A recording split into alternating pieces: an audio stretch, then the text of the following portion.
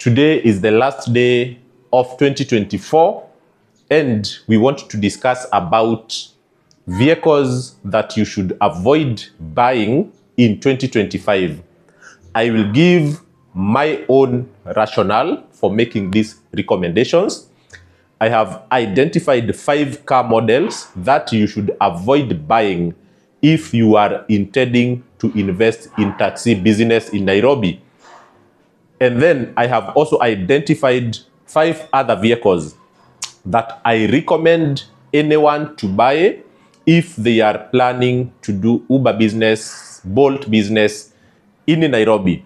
We are going to start with the vehicles that everyone should not buy if you are planning to put them into taxi business come 2025.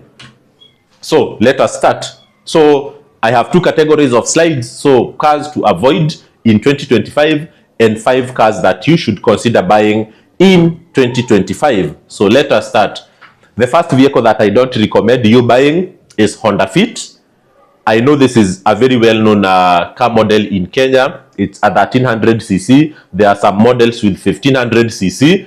Why I don't recommend this car for Uber is because it is very, very expensive. Right now, you will buy it at a price of around 1.5, 1.6, depending on the specifications, if it is fully loaded. And once you buy this vehicle, and then you put it into Uber business, it will carry the smallest category. It will be under chap.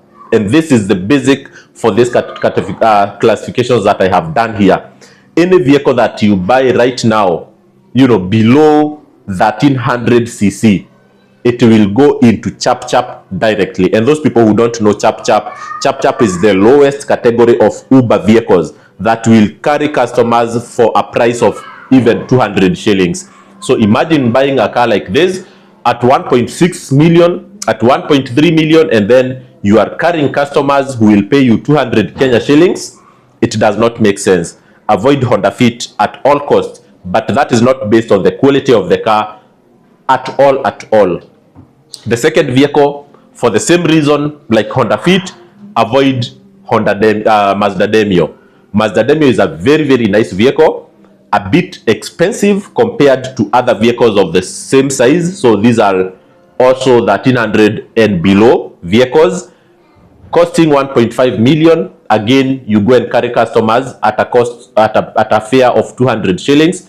For me, that one does not make sense. And also something else that I noticed with so many this Mazda Demio is that you see the nose cut of Mazdas, they look quite similar. If you look at this vehicle from the front, you cannot quickly identify whether it is a Demio, whether it is an Axela, or whether it is an Atenza, and slightly like a CX-5. So they all have this kind of shape. And the nose cut sometimes is very low for the Mazda Demio. And I have seen that a lot of Uber drivers, they are not able to drive this vehicle with a lot of care. So you find that the front boot, the front bumper is mostly destroyed. Even for very, very new number plates, you will find that this part, because it is very low, it always hits pavement, all those kind of stuff. So you find that even for very new number plate, this part is very, very damaged for Uber cars.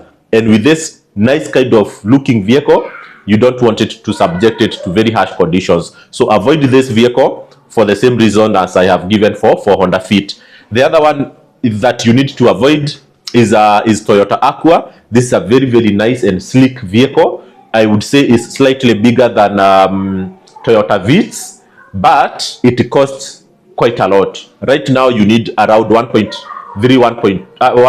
to 1.6 and above for you to acquire this vehicle. Unfortunately, these vehicles used to be in Uber X some time back, but I did a video and I told you that Uber now dismantled the X category, and all the vehicles that were previously in X are right now under chap. So you can't buy a vehicle like this that is so nice, so beautiful, so sleek, so expensive, and carry people for just 200 shillings.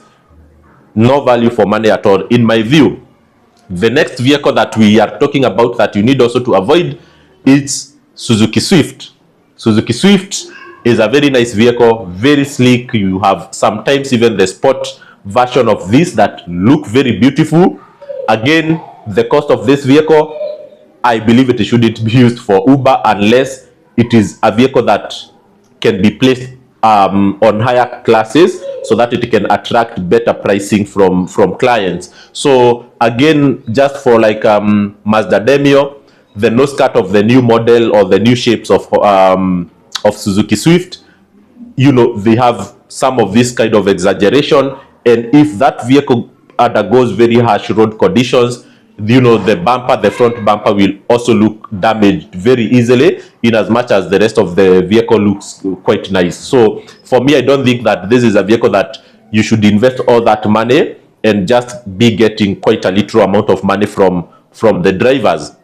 So the other vehicle that you need also to avoid is Nissan Note, especially the Nissan Note e-Power and the Mismo version. This, you know, we also have the Nissan Note sport version, or exaggerations of, you know, these vehicles. They are quite expensive, from around 1.2 and above. That is the price that you will pay for Mismo or an e-Power. In my view, it is also quite an exaggeration. It's expensive for you to pay all this money and then make very little from it in terms of the money you get per trip, while this vehicle is relatively spacious, relatively comfortable, powerful, and should deserve better prices from customers compared to the smaller vehicles that I'm going to show you. Again, for all the vehicles that I have shown so far, starting from Honda Fit, Mazda Demio, Suzuki Swift, and this one, they are more than, I would say, 1200 cc and above. The problem with relatively bigger vehicle is that if you give them to a driver, these vehicles consume more fuel compared to vehicles less than 100 cc engine. So if you give them to a driver, the probability is that, in as much as that vehicle has costed you so much money, in as much as that vehicle is so comfortable, the issue is that you will get less money from the driver, because they will say a bigger engine size, more fuel consumption, hence I cannot pay you more than 1,000 per day. In contrast, if you buy a small vehicle of, let's say, 1,000 cc, you will be able to convince that driver to give you up to 1,500 shillings per day, because the car is not that consuming. So for me, there is no rationale at all to invest in the vehicles that I have highlighted here, in as much as they are very good vehicle in terms of quality, very nice brands, but no value for money. The last vehicle that you should not buy at all, and this is from user experience, avoid Suzuki Alto. Suzuki Alto, in as much as it's a very small vehicle, it is cheap from the market. Actually, even with 700,000 shillings, you can buy this vehicle. It would deserve that a passenger pays 200 shillings, no problem with that, because at all, the vehicle is not as expensive. But the issue is with the comfort, power, and reliability. If this vehicle starts to fail, I'm telling you, the gearbox, you will try to buy all the gearboxes you can buy to replace. You'll take it to all the mechanics. I would say this vehicle is difficult to fix if it has an issue. I had mine. It took me through hell. I sold it. I have seen other drivers using this vehicle, and once a problem kicks into this vehicle, it is difficult to crack. I think we don't have mechanics who understand the CVT transmission and also the general structure of this vehicle to make repairs easier. So if you have an issue of gearbox and engine with this car, you will be in trouble. So for that one, I would say that avoid it as much as possible, because it's also not very powerful, this vehicle, and inside it's also not spacious. It's quite small. So let me now discuss about vehicles that you should consider buying in 2025 if you want to do Uber with them. These vehicles are mostly based on customer feedback. Myself, I have some of these vehicles that I have used. I have interviewed a number of drivers that have told me that these are good vehicles. They give you value for money in terms of cost of buying them, as well as cost of maintaining them, and the ease to fix them when a problem arises. So let us start. The first one is a Mitsubishi Mirage. This is a 1,000 cc engine capacity. I have seen a lot of drivers share the screenshot in terms of fuel consumption. Actually, photos of the dashboard showing the fuel consumption, and a lot of people driving within Nairobi will tell you that this vehicle is consuming an average of 22 kilometers with 1 liter.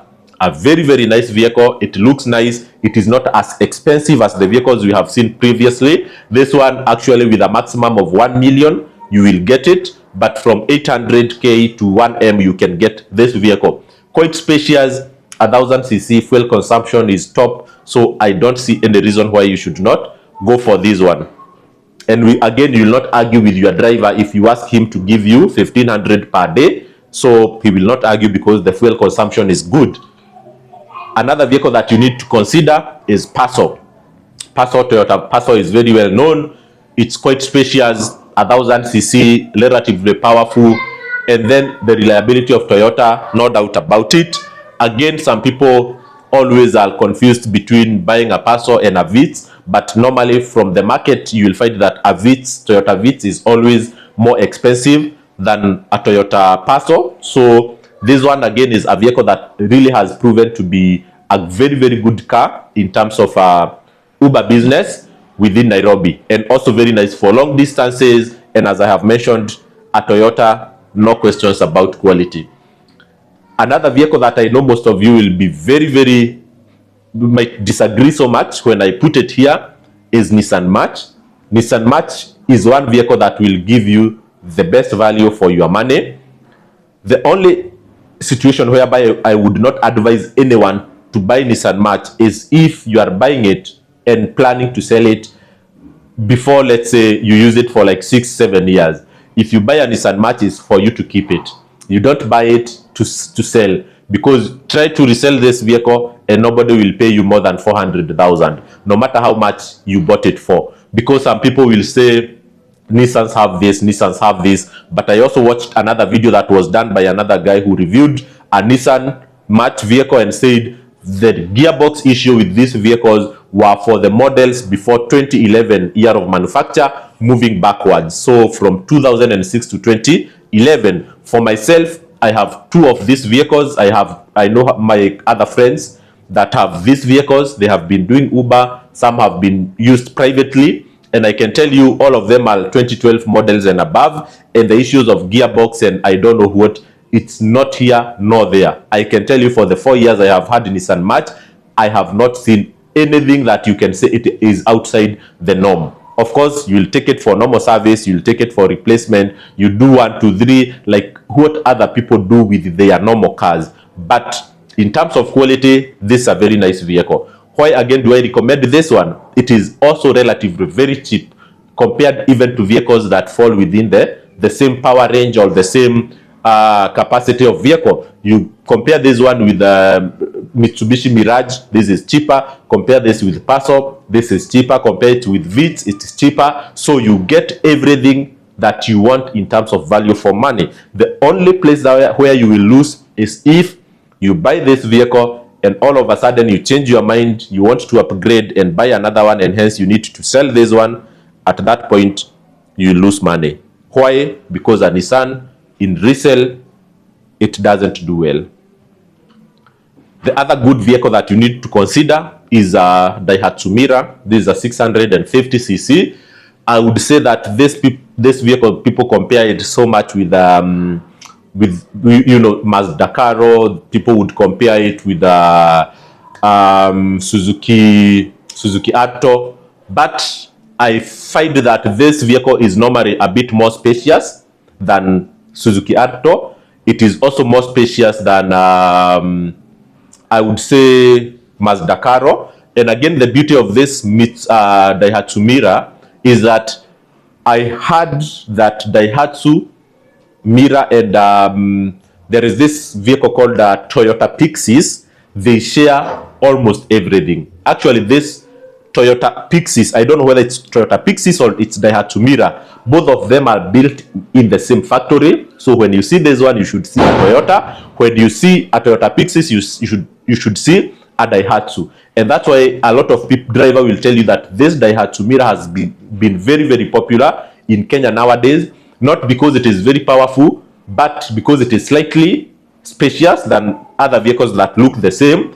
and also it is very, very reliable in terms of performance and cost of maintenance. So when people see this Daihatsu Mira, they see a Toyota in it, because this vehicle comes out of the same assembly line with other Toyota vehicles that I have mentioned, that is Toyota Pixies. So it's like a Toyota vehicle, and whatever trust you have for Toyotas, then you will get it with this Daihatsu. And you will see that nowadays, out of every 5 Uber vehicles in Kenya, you will see a Daihatsu.